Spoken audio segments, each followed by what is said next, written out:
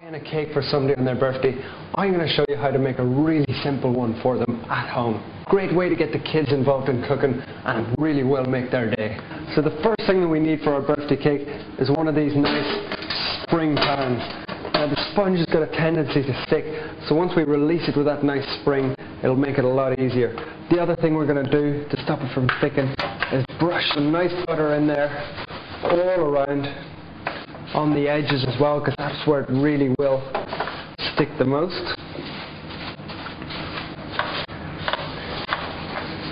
And just to make doubly sure, not only have I got the butter in there, but I'm also going to sprinkle some flour in on top of that.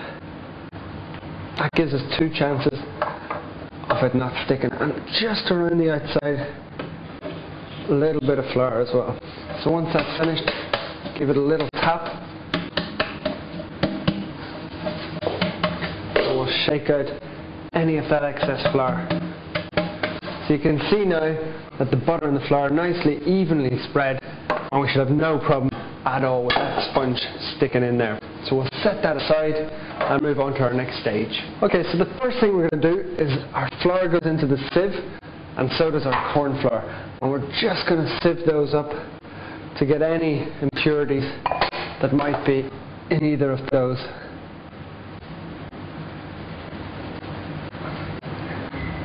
Those are going to act as our nice thickening agents. So we'll just set that to one side. And what I have over here is my mixer set up. You could easily do this by hand, but I'm going to show you with the mixer today because it really does speed things up for you. So the eggs are going to go in there. And what we're going to do is we're going to start whisking those up for about 10 seconds before we add our sugar in, because it's always a danger. If you pour the sugar straight on top of your eggs, what can happen is that you get those little specks in the eggs, and that's the sugar basically burning the eggs, and that's known as a chemical reaction. So we're just going to start them off for about 10 seconds.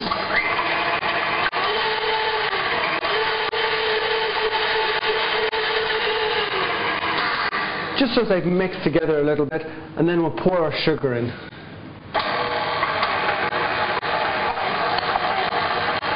Now this is going to take about a minute and a half. We want to whisk it until it's gone light yellow and it's got a little bit of air in it.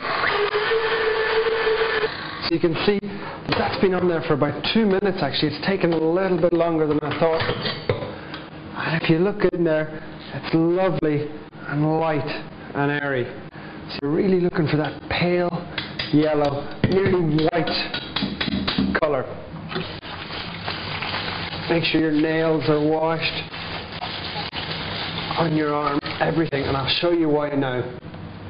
What I'm going to do is, instead of using a spatula, and a lot of good pastry chefs do this, is we're going to put our flour on top. I'm just using my hand as a spatula. I'm going to go right down to the bottom. And what you need to make sure though, that your hand is really, really clean, that you're using a good antibacterial soap. But it really is, you're not going to get a better spatula than your hand, because you're able to feel for those little bits of flour. And by doing this, we're going to keep that cake mixture lovely and light. It's very important that you fold it in really, really softly, so as we can keep that light, airy texture. So you can see that that flour has been nicely incorporated, and we got a lovely, smooth, light mixture. Now in that goes to my tin that we greased up nicely with the flour and the butter. And because we're using our hand, we're able to get every last drop of that mixture out of that mixing bowl. So now I'm just going to wash my hands, and then we can get that into the oven. So just give it a little tap around the edges, just so we get it lovely and smooth across the top. And I'm going to pop that into my oven. Perfect. So now that my cake's ready, I've got to prepare a few little simple garnishes. First thing I've got some nice slivered almonds. Now I've made sure to spread those evenly all around the tray, and we're just going to pop those in the oven for a few minutes. Now because they're really, really thin, it's very important that you keep a good eye on them, because they can burn very easily. I've also got half sugar and half water. I'm going to make a little sugar syrup and bring that to the boil very, very slowly. Any sugar syrup that you ever make will be equal parts water to equal parts sugar.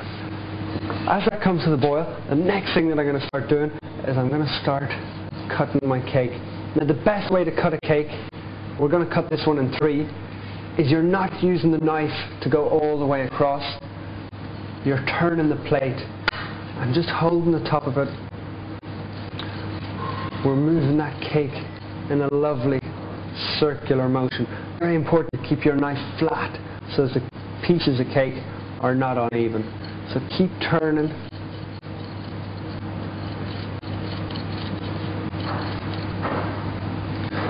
And what you'll see is by doing that, we've got a lovely, even cut of the cake.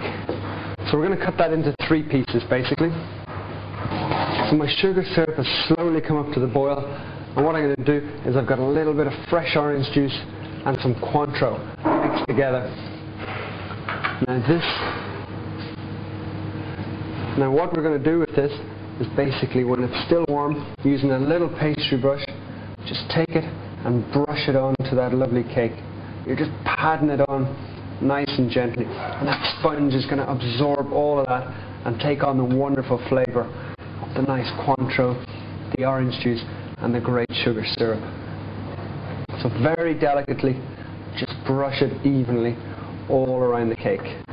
So basically, I'm just going to check quickly on my almonds so you can see that those have really browned up very quickly indeed. So basically, to assemble this cake, what I'm doing is first I'm going to put a very thin layer of cream. Just like that, smear it all over. And then next, I've got my lovely diced pineapple. Now basically I've diced this pineapple really, really finely. And I'm just going to smear it evenly all over that lovely cake.